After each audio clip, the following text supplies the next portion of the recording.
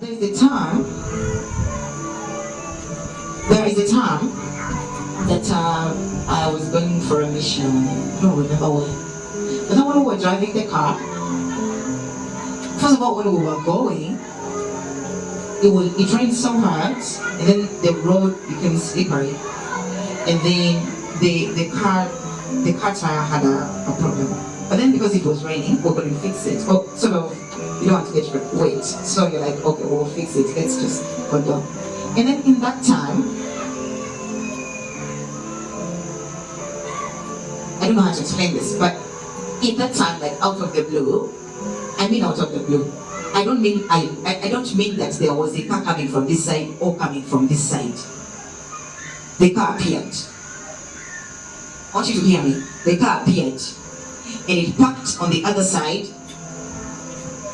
It appeared on the other side when we were parked on this side, going this side. So it just came there. It means if that car was coming from this side, I would have seen it, or we would have seen it. But then it parked on the other side, and the person who was in the car got out of the car and came across and said, oh, what is wrong with the car? And then fixed the tire and went back into his car and then drove off. Do you understand what I'm saying? It's not a dream. That is an example of angels ministering to you. Yeah. So how many of you have had, like now I have to explain that thing. Now people are putting up hands. Two hands. Two hands. So how many of you have had instances where angels ministered to you? Me. Now, put out. It is okay. Now you've understood. Now, there will be no point. Okay, in that sense, the angel is ministering to you. You have an assignment to accomplish, and you need to dispatch angels to do something. Yeah. So how are you going to dispatch angels you don't see, or you don't communicate with? You cannot. So the thing that you would normally do is say, I'm going to do what? Pray. I'm going to pray that God releases angels and they help me, or they help me to do something like this. But then if you have understood the position that you are in, then you don't need to pray. You're already in the position of dominion. Yeah. And the angels are on standby. Yes. Waiting for you to command, waiting for you to say what it is you want, and then they will go out and do it. So the thing about having ministering spirits is not about knowing that yes, they are there somewhere, because the Bible says He will give His angels charge over us, so we don't hit our foot on a stone.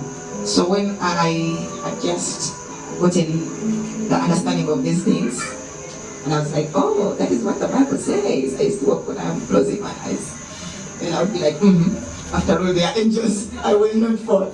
And for some reason, I'd never for some reason, I did fall. But when you're young in the spirit, I think God allows for some things to happen, so you enjoy the thing.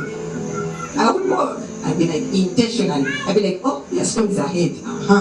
Then I close my eyes, and then I walk. But I would never hit my foot on the stone. But then it doesn't. Okay, that's not what the scripture means. It doesn't mean now we walk blindly. But then the point is that they are available to support us, but they are also available to do work for us.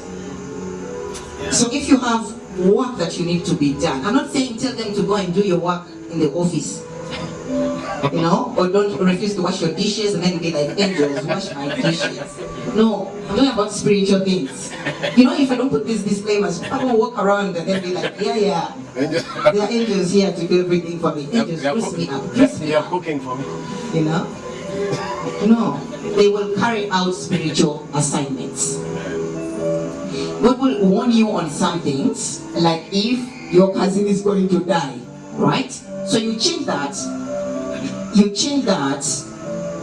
Okay, it's a matter of changing it. Okay, but I'm not going to get into that. You change that, and then you put life where there was death. Or if they say someone is very sick and they're in hospital, right?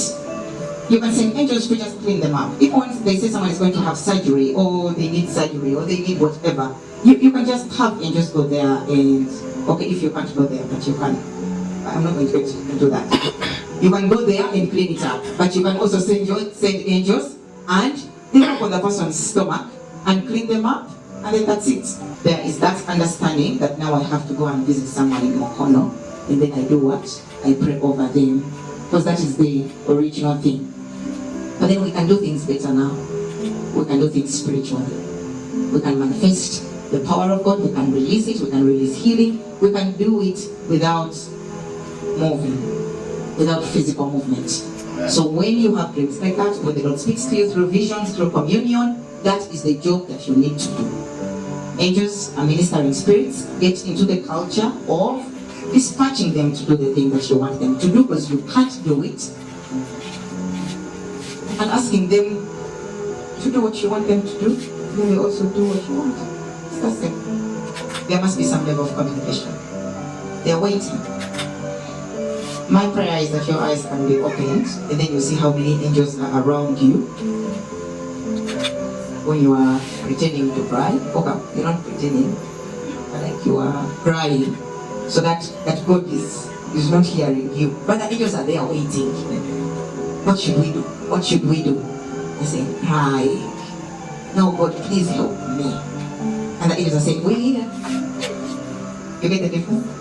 It doesn't necessarily mean that all the time it will be a physical communication. It's not every day that you're going to sit there. You say, now angels, you come we talk.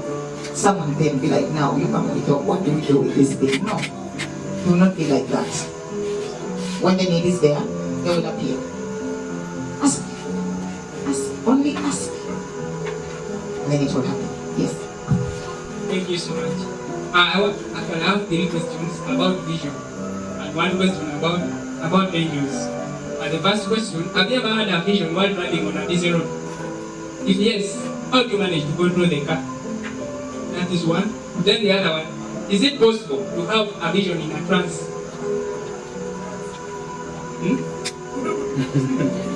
You want to ask while I answer you, or you want to finish your questions and I answer you? Let me first finish then. Okay. I've ever had experiences, they are like visions, whereby I find myself doing something that is not new.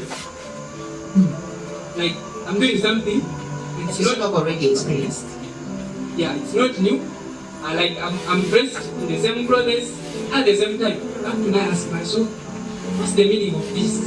So if you've ever experienced it, please help me do it.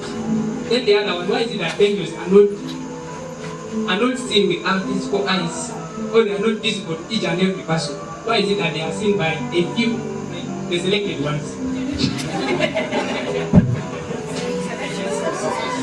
I mean, we've already said this is not for selected ones, but now we are still in selected ones.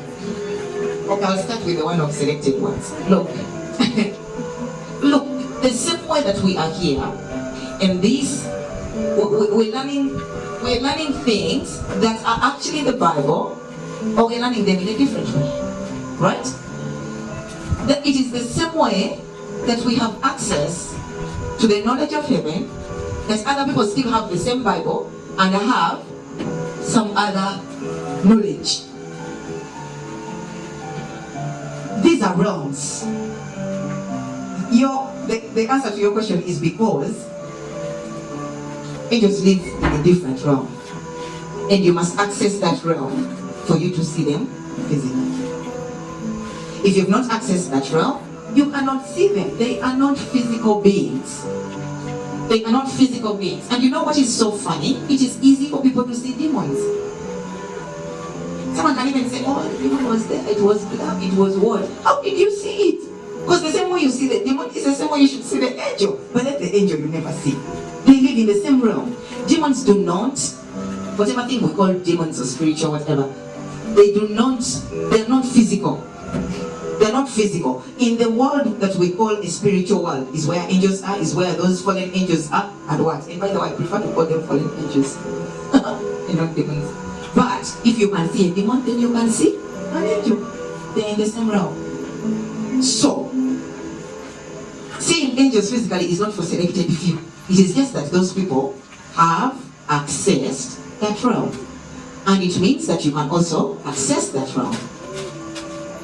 if you follow what I'm teaching you. If you learn to do your communion right, because that is the only thing, by the way, you have to learn. The rest of the things you learn through that. But if you do communion right, you are actually moving yourself from this physical realm and getting into your what? The one where you belong, the one of heaven. And when you are there, everything is normal. The same way that we can see ourselves here is the same way we can see that other realm. It is normal. But you need to close yourself out of this and then get into the other. We will get there. It's not for selected few. If it is for selected few, then you are among those selected few. Because this is why this knowledge is available to you.